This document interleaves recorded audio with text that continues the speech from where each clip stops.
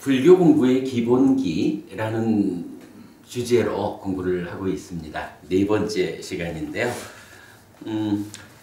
먼저 차례를 좀 훑어보는 가운데 중요한, 우리가 그래도 뭐 몇 달이고 지난 뒤에 공부하기에는 좀 너무 아깝다. 차례를 소개하는 시간을 통해서 그래도 좀 핵심적인 내용은 짚어보고 가자라고 공부의 과정을 진행하고 있습니다. 지난주에는 우리가 제6장釈迦무니 부처님의 탄생 이야기를 알아보았죠. 그랬을 때 놀라움과 신기함의 경이라는 마지막이니까야 123번 경이 부처님이 탄생하는 과정, 그러니까 직전 삶인 도솔전의 보살로 태어나던 시절로부터 금생에 어머니의 태에 잉태해서 어머니의 뱃속에 머물다가 태어난 이런 과정을 아주 정말 놀라운 현상, 신기한 현상들로 설명하고 있는데, 그 설명의 끝에 부처님께서 아난다尊자에게 한마디를 더 하셨다 그랬죠. 이것도 열애에 놀랍고도 신기한 것으로 기억해라 라고 마지막 한 가지 더 알려주신 내용이 뭐였나요? 수, 상, 위닦아 이 부분들에 대해서 열애는 자각하면서 내가 보는 가운데 느낌이 생겨나고 유지되고 없어지고, 상이 생겨나고 유지되고 없어지고, 위닦아가 생겨나고 유지되고 없어지고, 이런 내 삶의 내면의 영역에서 진행되는 과정, 그 각각의 내 삶을 구성하는 존재들, 그것들이 그냥 후다닥 하나의 구분되지 않는 순간으로 지나는 것이 아니라, 그거 그래가지고는 우리 삶을 제대로 볼 수 없다. 이러한 삶을 구성하는 내면의 그러한 각각의 존재들, 각각의 법들도 사실은 자세히 보면 생겨나서 유지되고 없어지는 그런 과정을 거치는 것이다. 그거 볼 수 있다. 그걸 보게 되면 그때야 어떻게 이렇게 생겨나고 유지되고 없어지는 걸 내 눈으로 보면서야 그것이 항상하다고, 상나가정인 아뜨만이라고 오해하겠느냐. 이런 개념이었죠. 그리고 부처님께서는 바로 이렇게 나의 내면에 존재하는 이런 삶의 과정들, 이런 것들에 대해서 이것이 이렇게 항상한 것이 아니다. 조건적으로 생겨나서 유지되다가 없어지는 것을 내 눈에 보니 그러고야 어찌 이 법들이 무상하다라고 있는 그대로 알지 못할까? 라고 해서 여실직연으로 연결되는 수행의 한 과정을 설명했다라는 거 우리가 지난주에 보았죠. 요 뭐라고 부르나요? 교리적 용어로는 담마 윗바사나, 법의 윗바사나라고 불리는 거였죠. 사실은 깨달음이라고 하는 이 삶의 완성 과정이 욕계 중생 수준의 이런 서유적인 삶으로는 접근을 못하는 거죠. 그러니까 일단은 삼매를 성취하자. 그래서 삼매라고 하는 흔들리지 않는 토대를 마련하고, 그 토대 위에서 삼매를 닦아가는 과정에서 이제 방일과 불방일이란 개념이 나왔죠. 불방일을 한 자에게 법이 드러난다. 아니면 삼매를 닦는 가운데에 이러한 법들이 드러나면 그러한 자를 불방일한 자라고 방일 불방일이 정의가 되었죠. 그러면 주목해야 되죠. 누구한테나 드러나는 법이 아니죠. 삼매를 성취해서 그 삼매의 행복을 붙잡고 머무는 자한테 드러나는 게 아니죠. 그러한 행복이 수반되는 삼매, 토대로 삼아서 마음이 일어나가지고 깨달음으로 나아가는 본격적인 수행 과정을 진행할 때 법이 드러난다라는 거죠. 이렇게 법이 드러나 줄 때 그러한 자를 반일하지 않은 자다라고 말하는 거고, 그러면 드러난다라는 건 뭐예요? 보인다. 이제 저 속에 숨어 있던 것들이 자기를 드러내기 시작했다. 나에게 보이기 시작했다. 이거잖아요. 보이니까 그때 어떻게 하는 거예요? 보이니까 관찰할 수 있다 이 얘기죠. 부처님께서 이것도 나의 놀라고 신기한 것이라고 기억해라 라고 말씀하시는 내면의 법들의 생겨나고 유지되고 없어지는 이것들의 자각, 요거 바로 그 개념이었죠. 드러나는 법들, 이제 내가 볼 수 있게 된 그 법들을 그냥 보고 있는 게 아니라는 거죠. 보게 되었다라는 그 상태에서 어떻게 잘 관찰하느냐. 그 집중이라는 토대 위에서 정말로 세밀한 관찰이 이루어지면 그게 보인다는 거죠. 생겨나고 유지되고 없어지는. 이렇게 보여지는, 그렇게 관찰이 될 때 비로소 아, 맞다. 이렇게 존재하는 것들은 항상한 것이 아니다. 상나 가정의 특성으로 말해주는 아트만 아니다 라고 분명히 알게 되는 거죠. 향으로 무상고무와 부정이라고 하는 존재의 실상을 알게 되는 거죠. 요거 뭐라 해요? 여실직연 이랬죠. 여실직연하는 걸로 깨달음이 완성되는 거 아니죠. 우리가 지난주에도 보았지만 딱가라고 하는 우리 내면의 과정, 가래를 형성하고 자기화되는 이 내면의 과정을 여무, 이탐, 소멸이라고 하는 방법으로 문제를 해소하고 깨닫는 건데, 여실직연 요거 뭔가요? 바로 그 딱가라고 하는 내면의 방에 문 열고 들어가는 것이다. 방 밖에서 밖의 벽을 열심히 아무리 닦아봐야 방 안의 때는 청소되지 않는다. 요 개념이었죠. 무상고 무아를 관찰한다라고 하는 요거 윗바사나라는 개념하고 다른 거죠. 담마 윗바사나이죠. 그렇게 담마 윗바사나를 통해 가지고 여실직연하면 비로소 딱가라고 하는 내면의 방 문을 열고 들어가서 그 안에서 여무, 이탐, 소멸이라고 하는, 이때의 여무는 사념초의 완성이죠. 그리고 이탐은 사마타의 완성 과정이고 소멸이 윗바사나의 완성 과정으로 끝내 시메탈, 해해탈이 동반된, 해해탈이 도와주는, 받쳐주는 위에 심해탈한 거, 요거 부동의 심해탈이란 말로 삶의 완성, 깨달음을 정의하는 거죠.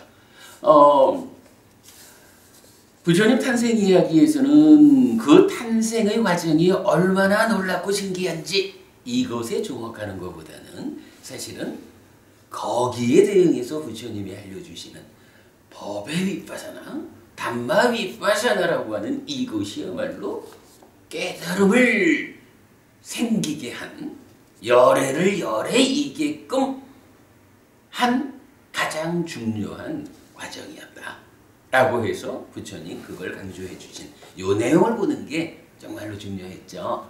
그래서 뭐 그 덕분에 지난주에는 우리가 수행이 어떤 과정을 밟아서 완성까지를 가느냐, 그 가운데 법의 윗바사나라는 것과 윗바사나라는 것의 차이도 좀 보았고요. 삼매를 심화하는 것으로의 내적인 마음의 사마타하고 사마타하고 어떤 차이가 있는가 하는 것도 대략적으로 보았죠. 뭐 이런 전체적인 부분을 바르고 한 가지 부처님께서 수상사가 생겨나고 유지되다가 없어지는 것을 자각하는 이 한 가지 능력을 정말로 열에 의해서 최초로 발현된 놀랍고 신비한 것이다. 요 한마디에서 우리가 수행의 지도를 완성할 수 있었는 거죠. 굉장히 중요한 이야기 지난주에 보았고요.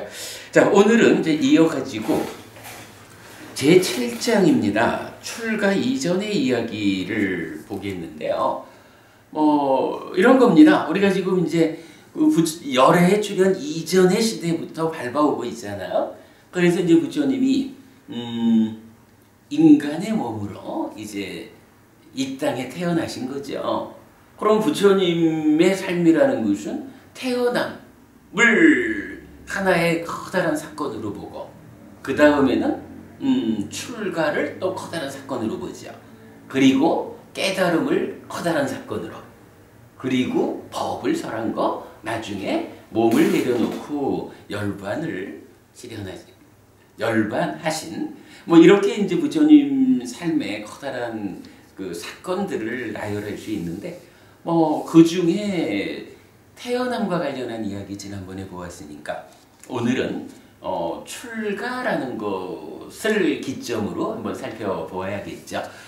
이럴 때에 경전은 부처님 삶을 탄생과 출가와 깨달음과 이렇게 단락지어서 말하진 않는 거죠. 그 과정을 전체적으로 설명해주고 있으니까 우선 태어남과 출가라고 하는 이런 사건의 연결선 상에서 오늘 먼저 보아야 되는 것은, 그렇다면 태어나서 인간 몸으로 이 땅에 오신 부처님이 출가할 때까지의 과정에는 어떤 일들이 있었을까?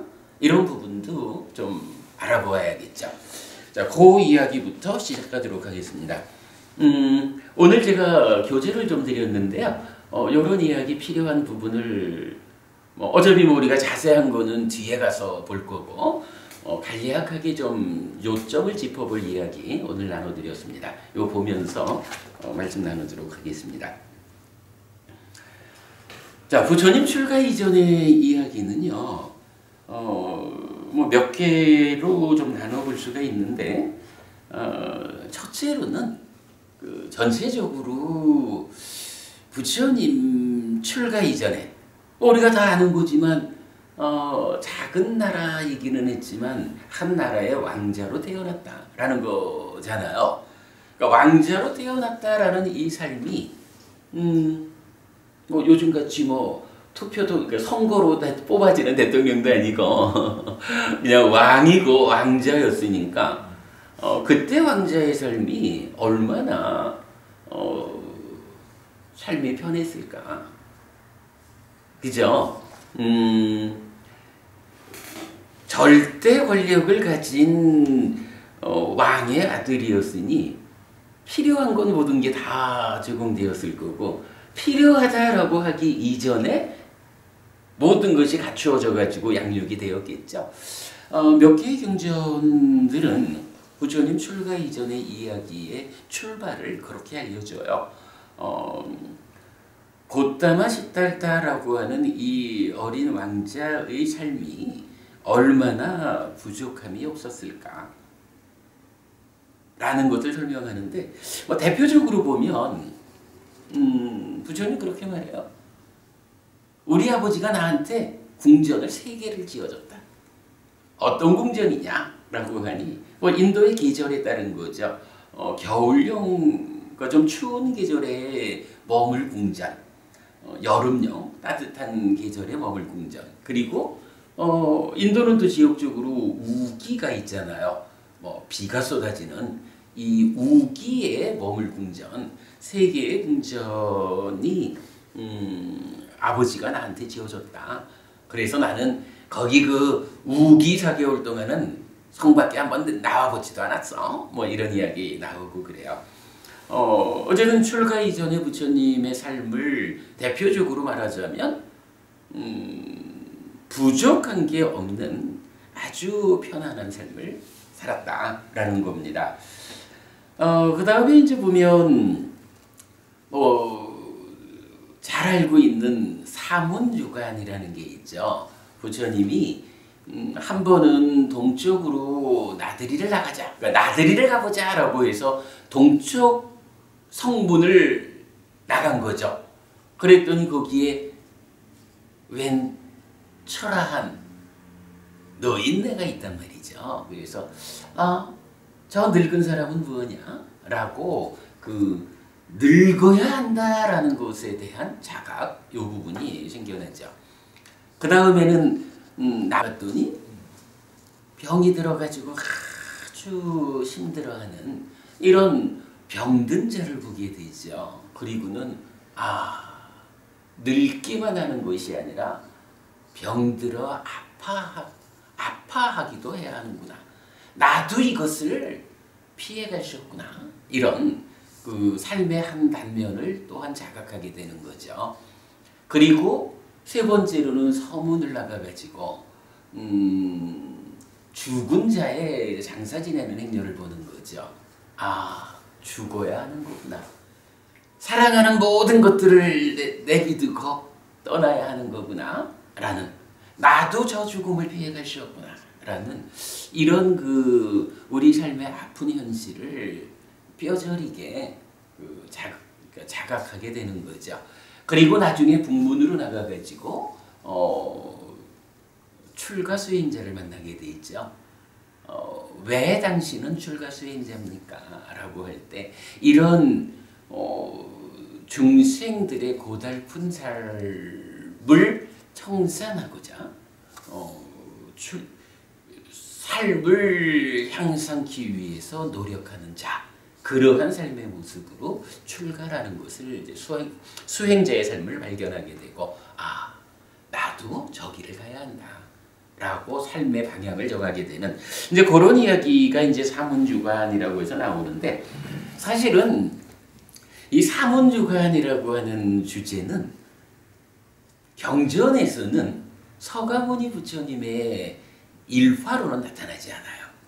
이거는 첫 번째 부처님 윗바시 부처님의 일화로 디가니카야 14번이죠. 대정기경에서 소개가 되는데, 우리가 이해하는 바 윗바시 부처님부터 서가모니 부처님까지 과거 7불 7 부처님은 동일한 깨달음에 의해서 계보가 형성되어 있다라는 거니까 동일한 깨달음의 과정이었기 때문에 윗바시 부처님의 일화를 서가모니 부처님에게 적용한다 해서 틀렸다 할 일은 아닐 것이다. 그렇게 생각을 하죠. 그러나 사문주관의 일화는 나오지 않지만 이제 몇 개의 경전에서는 바로 늙음과 병과 죽음에 대한 자각을 말하는 경전들이 나오죠. 그래서 늙음을 자각하면서는 젊음에 대한 자부심, 이게 사라지고, 병에 대한 자각에서는 건강하다라는 여기에 대한 자부심이 사라지죠. 또 죽음을 자각하고서는 나는 생명 있는 거, 살아있는 존재다 라는 이런 자부심을 사라지게 하죠. 그 가운데 경전은 전반적으로 늙음과 병과 죽음에 대한 자각, 그걸로 인해서 젊음, 건강, 생명에 대한 자부심을 버려야 하는 이런 필요에 대해서 왜 그것이 필요할까라는 부분을 이렇게 말합니다. 제가 밑에 적어드렸는데 경전은 또 이렇게 말을 해요. 젊음이나 건강이나 생명에 대한 자부심에 취한, 그러니까 이런 이야기죠. 나는 젊어. 필요한 게 있어? 넌 좀 늙어서 해도 돼. 젊을 때는 오직 젊음을 즐겨야지. 이런 거. 나는 지금 건강한 사람이요. 병들 때의 문제는 그때 가서 보면 되고, 나는 이 건강한 육체를 가지고 내 관리를 해야지 뭐. 죽는 거? 나는 어쨌든 지금 살아있거든. 죽은 다음의 문제는 죽은 다음이고, 살아있다라고 하는 지금 나는 살아있으니까 일일이 해야죠. 요렇게 이제 생각하고 살아가는 거, 그거를 자부심에 취한, 이렇게 말한 거죠. 이렇게 자부심에 취한 사람들은 그야말로 배우지 못한 범부죠. 이러한 자부심의 위험을 보아가지고 삶을 향상하기 위해서 노력하는 자, 이렇게 되면 이제 잘 배운 성스러운 제자 이렇게 표현을 할 텐데 이 자부심에 취한 자는 배우지 못한 범부라고 말하고요. 이러한 범부들은 어떤 일을 하나요? 몸과 말과 마음으로 나쁜 행위를 하게 되죠. 뭐 그런 거예요. 우리가 야 나도 늙어야 한다. 나도 병들어야 한다. 나도 죽어야 한다. 라는 이런 박부부님 생각해보면 이거 참 잠깐이죠. 찰나. 그래. 찰나. 얼마나 됐어요. 솔직히 우리 저기 20대 청춘을 즐기던 때가 생각하면 정부부님 이거 진짜 눈 깜빡할 차이죠. 근데 그거를 우리가 모르는 거지 뭐. 정말 잠깐의 시간이 지나면 내가 늙고 병들고 죽는다 라는 것을 자각하지 못하니까 그러한 달라진 삶에 대한 어떤 위험을 내가 보지 않으니까 그냥 항상 젊고 항상 건강하고 항상 살아있다 라는 어떤 오해 가운데 사는 거죠. 뭐 이러한 삶을 살다 보니까 두려울 게 없는 거지 뭐. 그러다 보니까 어떻게 해요? 몸과 말과 마음으로 지금 당장의 입장에 맞춰가지고 행위하니까 나쁜 업을 짓게 되는 거죠. 그런 나쁜 업을 지으면 어떻게 되나요? 경전은 이렇게 말하죠. 죽은 뒤 상실과 비탄의 상태, 비참한 존재, 벌받는 상태, 지옥에 태어나게 된다. 그런가 하면 이제 출가한 비구 가운데도 이 뭐 참 저도 반성 많이 해야 되지만 출가했다라고 하는 거는 또 좀 다른 방법으로 삶을 사는 거잖아요. 그런데도 출가한 비구가 나는 아주 젊어 건강해. 지금 뭐 생생하게 살아있는데 뭐 요런 마음으로 출가 생활을 하다 보면 머지않아 어떤 일이 생기느냐 하니 에이고 아직은 좀 더 즐겨야 되겠고 이러면서 경전은 출가자와 관련한 말을 할 때는 이 출가자가 삶을 포기하고 환속할 수가 있잖아요. 제가자로 돌아가는 거를 가르침을 버리고 낮은 삶으로 돌아간다 이렇게 표현을 해요. 부처님은 꼭 그렇다고 뭐 비구는 높은 삶이고 제가자는 낮은 삶이고 이렇게 구분하는 거는 뭐 경전에서 보기 어렵고요. 오직 그 출가자가 출가의 삶을 감당 못하고 환속하는 것, 요 경우에는 낮은 삶으로 돌아간다 이렇게 표현을 해요. 그러니까 일반적으로 이런 젊음과 건강과 삶이 살아있음이라고 하는 여기에 취한 자, 그 위험을 보지 못한 자들은 신구의 삼업이 제어되지 않음에 따라서 지옥을 향한 이제 이런 퇴보하는 삶을 살게 된다라는 거고, 특히 그 중에 비구들이 그 부분을 자각하지 못하면 환속하게 되는 이유가 된다. 이렇게 말을 해요. 그래서 부처님 출가 이전의 이야기는 뭐 몇 개의 경전을 통해 가지고 대표적으로 이 이야기로 나와요. 아주 부족함이 없는 삶을 살았는데 그 부족함이 없는 삶 가운데서 젊은 시절의 부처님이 바로요 늙음과 병과 죽음에 대해서 자각하는 것. 그래가지고 젊음과 건강과 생명에 대한 자부심이 사라지게 되고 정말이지 나는 출가를 해서 이러한 세 가지 문제를 해결하는 그러한 삶을 살아야겠다라고, 그러니까 출가를 예비하는 그런 과정으로 출가 이전의 삶을 경전은 설명하고 있다라고 보면 되고요. 그런가 하면 이제 부처님 그 출가 이전의 이야기 중에서 우리가 하나 주목해야 되는 거가 있어요. 이제 출가해가지고 깨달음을 성취하는 그 과정, 뭐 이제 그거는 이제 부처님 수행의 과정이죠. 부처님 수행 과정은 시행착오의 과정하고 깨달음을 위한 본격의 과정으로 나누어서 말할 수가 있거든요. 시행착오의 과정이라는 것은 사실은 부처님한테, 그러니까 부처님이 원하는 깨달음의 길에는 스승이 없었잖아요. 그러나 이제 그 스승이 없다라고 하는 것을 자각하기 이전엔 어때요? 그냥 세상에서 공부 잘하는 스승을 찾아가가지고 배우는 거지요. 그래서 첫 번째는 그 삼매 수행을 하러 가는 거죠. 그래서 알라라깔라마라고 하는 스승에게 가서 무소유자, 무소유자면은 무색계의 꼭대기에서 두 번째 높은 하늘이잖아요. 무색계, 그래서 알라라깔라마에게 가서 무소유자를 익히죠. 그리고 그것이 나는 이렇게 늙음과 병들과 죽음이라고 하는 삶의 근본 문제를 해결하기 위해서 출가했는데 무소유처를 익힌다는 게 거기에 답이 되지 않는다. 이래서 떠나죠. 그래가지고 또다시 삼매를 가르치는 스승의 꼭대기에 존재하는 비상비비상처를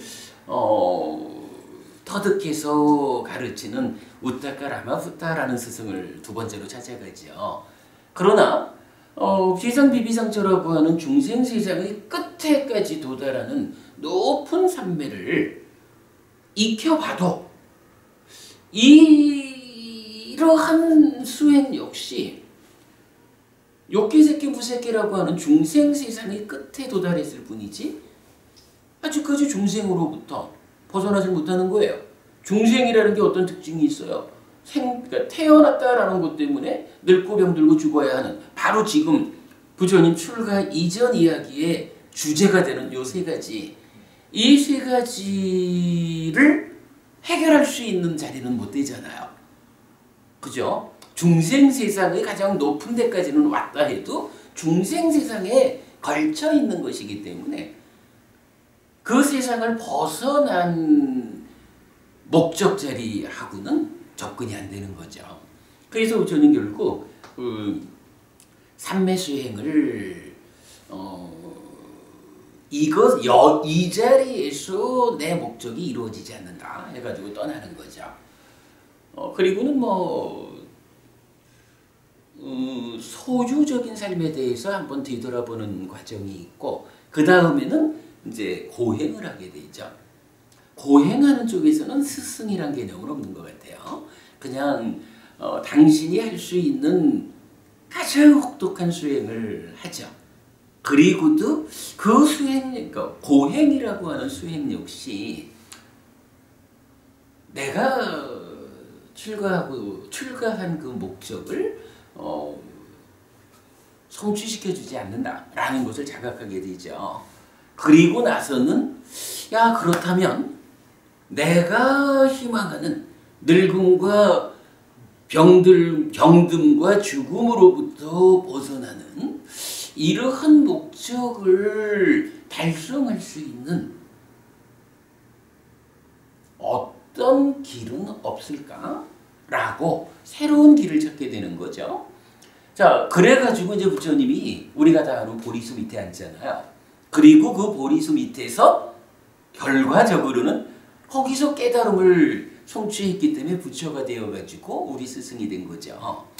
그럼 이제 이런 과정을 놓고 볼 때 그렇게 말할 수가 있는 거랑 삼매 수행을 익힌 그 두 스승과의 과정, 소유의 삶을 되돌아본 거, 요거야 뭐 그냥 그렇다 쳐도, 그리고 고행한 과정, 이 과정들은 한마디로 말하면 부처님이 깨달음을 구체적으로 성취하는 그 길은 아니라 다만 여기서 할 수 있을까라고 접근해봤지만 이거는 방법이 아니네 라고 접어두고 보리수 밑에 앉은 거잖아요. 이럴 때 이 과정을 뭐라고 부르겠어요? 이거는 아직 잘 몰라가지고 어떤 방법이 내가 희망하는 방법인지를 모를 때에 접근해 본 거지 뭐. 그러니까 이런 거는 시행착오 이렇게 말할 수가 있는 거죠. 이제 이러한 시행착오를 다 마치고 나서 부처님은 보리수 밑에 앉는 거죠. 사실은 본격적으로 불교라고 말할 수 있는 거는 여기부터 출발하는 거죠. 이게 이제 우리 기본기 수업을 제가 몇 년 전에 시작하게 된 첫 번째 시작하게 된 그 요인이 되었던 거 먼저 한번 말씀드렸죠. 어떤 사람이 아니 삼매라고 하는 것도 이미 인도 안에 있던 거 인도에 있는 삼매 닦아가지고 완성했고 고행이라는 것도 인도에 있던 고행 해가지고 완성한 건데 거기에 불교라고 할 게 무엇 있느냐? 불교라고 말할 수 있는 정체성이 있느냐? 라고 문제를 제기했던 거잖아요. 그랬을 때 제가 딱 이런 표현을 쓸 수가 있는 거죠. 아닙니다. 당신이 말하는 것은 그건 불교가 아닙니다. 그거는 시행착오의 과정이었을 뿐입니다. 시행착오의 과정 안에서 불교를 찾으려고 하면 불교는 없습니다.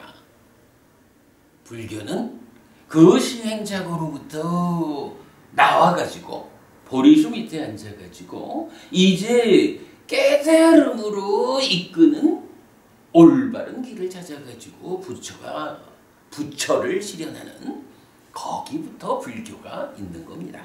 요 개념을 우리가 명확히 할 수 있잖아요. 물론 뭐 삼매라고 하는 것은 삼매 자체를 무용하다 이렇게 하는 건 아니죠. 알라라칼라마나 우따카라마 붓다. 그러니까 당시 인도에 있던 삼매의 테크닉은 삼매를 심화한 그것밖에 더 나아가지 못했죠. 우리가 아까 말했던 삼매를 토대로 삼매를 닦아나갈 때 법이 드러나면서 깨달음으로 가는 거잖아요. 근데 그 이전에 시행착오 과정의 삼매는 그걸 못했던 거죠. 거기서 법을 드러내가지고 법의 윗바사나를 통해서 여실지견으로 가는 이런 쪽으로 부처님 이전에는 누구도 접근하지 못했던 거죠. 단지 그냥 마음을 집중해가지고 집중된 마음 상태를 심화해는 요걸로서 삼매의 본질을 삼았는데 그러한 삼매로는 비성비비상조라고 하는 중생의 삶의 꼭대기까지는 가장 높은 데는 갈 수 있지만 늙고 병들고 죽음의 문제를 해소하자라고 하는 이런 중생이라는 제한된 삶의 영역으로부터 벗어나서 해탈된 삶을 실현하는 여기로 가는 방법은 못 됐던 거죠. 이전의 삼매라는 것과 불교 안에서 삼매의 의미는 이렇게 구분돼야 되는 거죠. 삼매 자체를 삼매로는 못 깨달으니까 삼매는 필요 없어. 이거하고는 다른 거죠. 삼매를 토대로 그 이후가 불교 안에서 제시되었다. 요 개념을 보는 건 아주 중요하죠. 그러나 이제 어쨌든 이 부처님 출가 이전 이야기를 하는 데서 우리가 한 가지 놓치지 않아야 하는 거는 바로 요 얘기예요. 그 부처님이 이제 보리수 밑에 앉았거든요. 그래서 야 어떤 방법이 있어서 이러한 문제를 해소하고 깨달음을 성취할 수 있을까? 라고 할 때 이미 그 시행착오의 과정에서 삼매와 또 고행이라고 하는 아주 혹독함 의 과정을 겪었기 때문에 이제 그 위에서 아주 쉽게 삼매에 들고 그러겠죠. 이제 그런 가운데에서 부처님이 한 가지 일을 회상하는 게 나와요. 여러분 다 아시는 일일 겁니다. 옛날에 어릴 때 그 아버지를 따라가지고 봄날 농경제 농사일을 시작하는 축제인 거죠. 거기를 갔었는데 가서 농사를 짓느라고 땅을 파헤치니까 땅 속에서 벌레가 꿈틀대는 거를 새가 쫓아와가지고 탁 채가고 이런 거를 이제 보았다. 그래서 참 삶이라는 것이 이런 거구나 하고 축제를 즐기지 못하고 축제의 자리에서 나와가지고 어느 나무 밑에 가가지고 산매에 들었다. 뭐 이런 이야기가 이제 부처님 그 어린 시절에 있었다라는 것이 알려져 있잖아요. 근데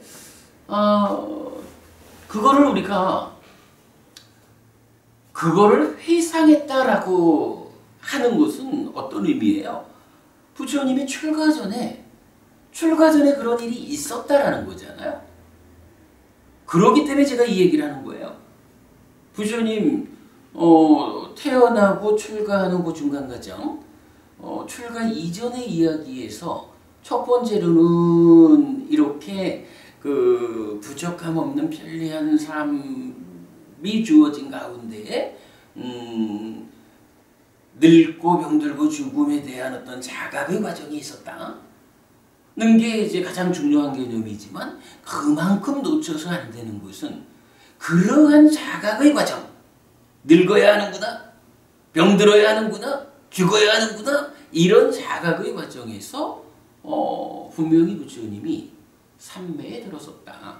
그런데 이게 그냥 삼매가 아니고, 삼매라고 치자면 뭐 초선의 삼매라는 게 삼매로만 보면 알라라깔라마나 웃다까라마 붙다가 지도한 무소유조 비상비비상조하고는 될 게 아니잖아요.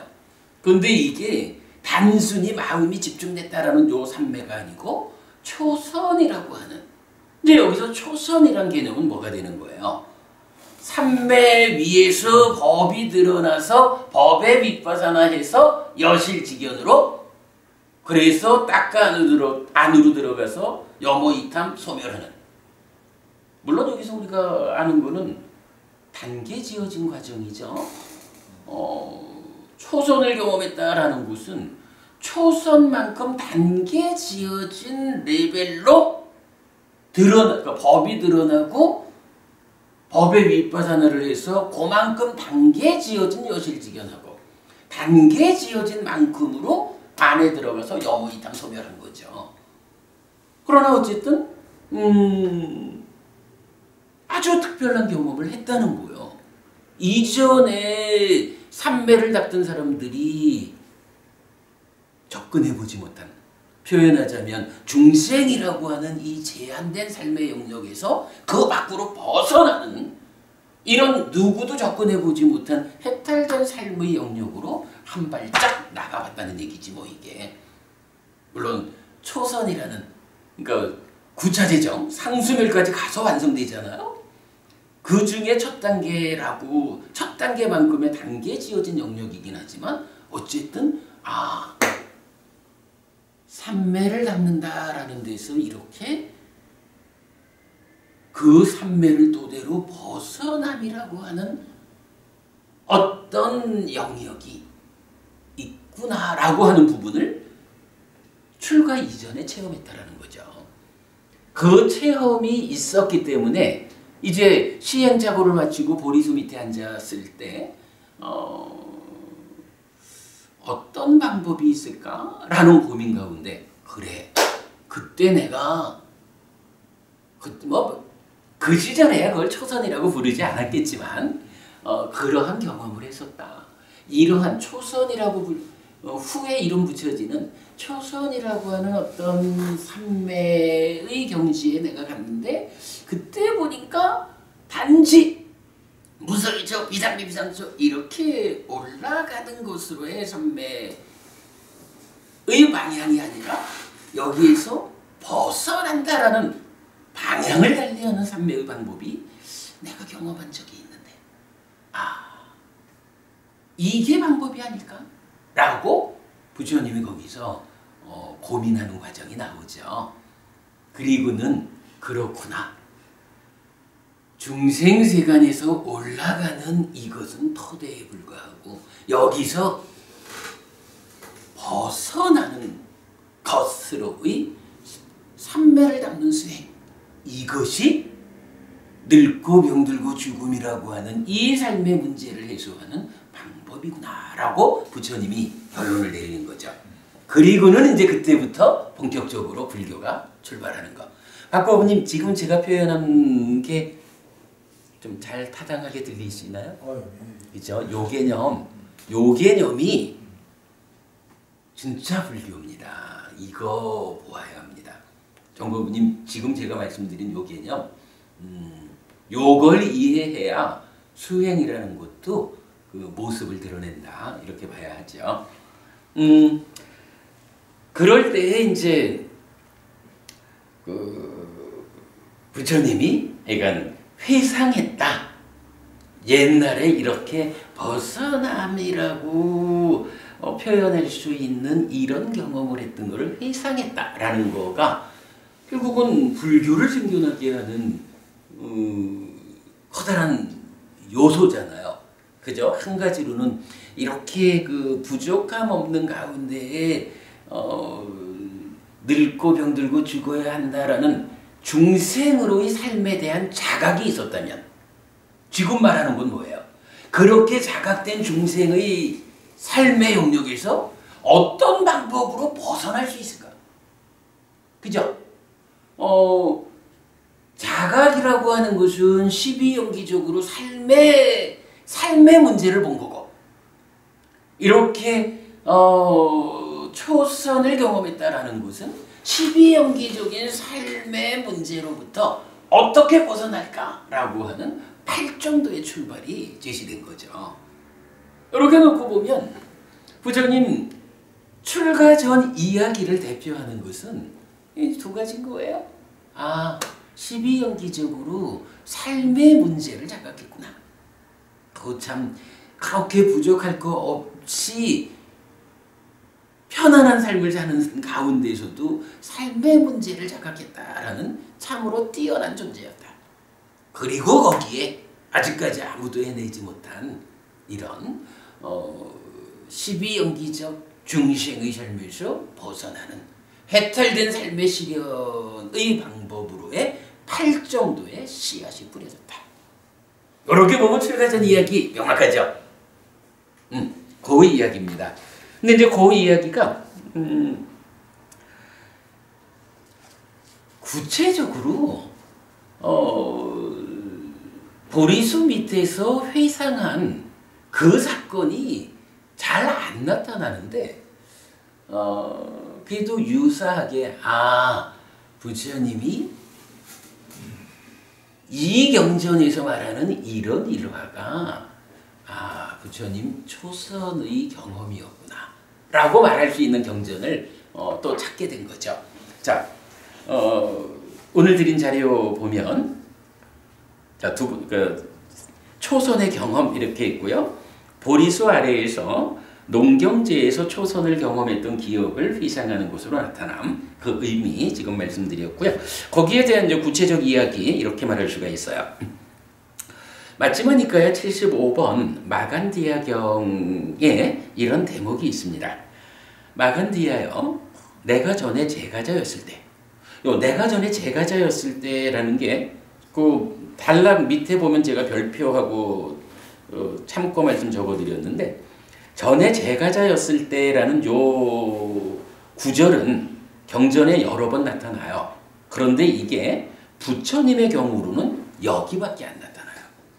그러니까 뭐 예를 들어서 출가자 아라한 이러면 어때요? 아라한은 옛날 제가자였을 때처럼 뭐 비축해 두고 먹지 않는다? 뭐 이런 말이 아라한의 삶을 말할 때도 전에 제가자였을 때처럼 이런 표현들이 나오거든요. 그런데 부처님이 내가 제가자였던 시절 요 표현은 요 경에만 아직까지 제가 본 바로는 여기 이 경에서만 보았어요. 자, 마간디아여 내가 전에 제가자였을 때 5가지 소유적 삶의 대상을 갖추고 구족하여 즐겼는데 원하고 좋아하고 마음에 들고 사랑스럽고 소유적 사유를 짝하고 매혹적인 눈으로 인식되는 형색들 요거 색이죠. 귀로 인식되는 소리들 성, 코로 인식되는 냄새들 향, 혀로 인식되는 맛들 미, 원하고 좋아하고 마음에 들고 사랑스럽고 소유적 사유를 짝하고 매혹적인 몸으로 인식되는 감촉들이다. 요거 촉이죠. 그래서 색성향 미촉. 요거 그래서 우리가 늘 말할 때 안이비설신의 색성향 미촉 법 중에 색성향 미촉이 몸 밖의 물질적인 세상이다. 이렇게 말하는 거죠. 지금 이제 그 이야기예요. 마간디아여, 그런 나에게 세 개의 궁전이 있었다. 하나는 우기에, 하나는 겨울에, 하나는 여름에 거주하는 곳이었다. 그런 나는 우기의 넉 달 동안에는 우기를 위한 궁전에서 순전히 여자 악사들에 의한 연회를 즐기면서 아래로 내려가지 않았다. 그런 나는 나중에 소유적 사유들의 일어남과 사라짐, 달콤함과 위험함과 벗어남을 있는 그대로 알아서 소유의 가래, 욕애를 제거하고 소유의 열기를 없애고 갈증이 사라져 안으로 고요한 심에 머물렀다. 요게 이제 뭐겠어요? 바로 초선을 말하는 초선의 정연구하고 내용상으로 이게 같은 거죠. 소유적 삶과 불성법들을 다 떨치고 이렇게 초선에 가잖아요. 이제 고러한 상황. 여기서 소유적 사유들의 일어남, 사라짐, 달콤함, 위험함, 벗어남. 요거를 있는 그대로 알았다라는 게 욕계라고 하는 소유적 삶이 이렇게 괴로움을 생겨나게 하고 이렇게 괴로움을 소멸할 수 있고 이것이 이렇게 매력적인 것이지만 그 매력 뒤에 수반되어 있는 위험이 있고 그 위험을 우리가 겪지 않으려면 그 매력을 있게 하는 욕탐을 다스려야 한다. 뭐 요게 이제 일어남 사라짐. 요거 제가 이제 번역을 미처 못 바꿨는데 매력, 위험, 해방이라고 하는 요거죠. 근데 그 얘기는 결국 뭐냐 하면 욕계적인 소유적 삶과 관련한 모든 문제거리들을 내가 이제 알아서 넘어섰어. 요 얘기죠. 그러면서 소유의 가래를 제거했다라고 하는 거. 요게 욕탐, 그러니까 욕애죠. 욕계 중생 수준으로 오염된 마음을 넘어섰다라고 하는 거니까 이제 더 이상 내가 욕계 중생의 삶을 살지 않아. 요거죠. 근데 욕계 중생인 우리가 욕계의 삶을 넘어서는 방법이 뭐죠? 이건 삼매에 들지 않고는 안 되거든요. 그래서 이제 이런 표현들로 보면 그래서 욕계를 넘어서서 삼매에 들었구나. 그러니까 초선을 성취했구나. 그걸 우리가 할 수 있는 거예요. 그래가지고 소유의 열기를 없애고 갈증이 사라져 안으로 고요한 심. 나의 마음이 고요해졌다. 얼마만큼? 초선만큼. 욕계의 소유적인 삶의 영역을 벗어나서 넘어서서 색계가 실현된 그러한 마음을 확보했다. 그런 이야기죠. 그래서 요 문장을 통해서 우리가 알 수 있는 거예요. 부처님이 보리수 밑에 앉아가지고 내가 옛날에 초선을 경험했었는데 이게 깨달음으로 가는 길이 아닐까? 라고 회상하셨던 그 구체적 내용이 무엇일까? 마간디아 경에서 당신의 그 제가자였던 그 시절을 지금 완전히 압축해주고 있잖아요. 세 개의 궁궐이 있었고 뭐 이래 하면서 그 시절을 압축해 주는데 그 압축된 내용에서 결국 나는 이렇게 욕계를 넘어선 삼매의 상태를 성취해서 머물렀다. 즉 이런 초선의 성취 경험을 부처님은 당신의 출가 이전 삶의 대표적인 사건으로 말하고 있는 거죠. 뭐 그걸 꼭 어느 시점에 어디서라고 특정적으로 말하진 않지만 부처님 깨달음 이전에, 그러니까 출가 이전에 당신 삶의 중심에는 이렇게 초선을 성취한 소유적 삶을 극복했던 그것을 두는 거죠. 그걸 우리가 마간디아경에서 볼 수가 있는 거죠. 자, 그러면서 이제 또 이 경은 이어서 참 중요한 이야기를 해줘요. 자, 고요한 심으로 머물렀다. 그럼 나는 다른 중생들이 소유적 사유에서 탐을 버리지 못하고 소유의 가래에 사로잡히고 소유의 열기에 불타고 소유적 사유를 뒤쫓는 것을 보고 그들을 부러워하지도 않았고 거기에서 즐거워하지도 않았다. 이런 이야기예요. 소유적인 것을 다 극복하고 초선을 성취한 이런 높은 삶을 맛봤잖아요. 그런데 다른 사람들을 보니까 그 욕계라고 하는 소유적인 삶, 그 소유라는 것을 동력으로 쫓아다니면서 이거를 가지고는 좋아하고 저걸 가지고는 기뻐하고 뭐 이런 거를 보고는 아니 이게 이제 다른 사람들은 그럴 거 아니에요.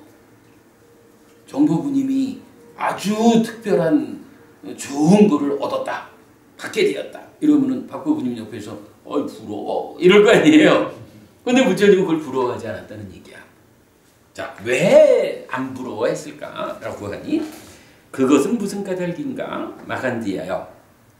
이것은 소유적 사유와도 다르고 불성법들과도 다른 기쁨, 천상의 행복에 버금가는 그런 머뭅이어서 그 기쁨 때문에 저열한 즐김을 부러워하지도 않았고 거기에서 즐거워하지도 않았다.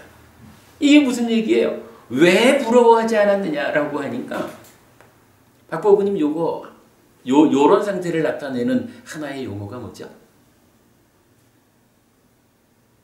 우리 개발된 느낌이라는 걸 보았잖아.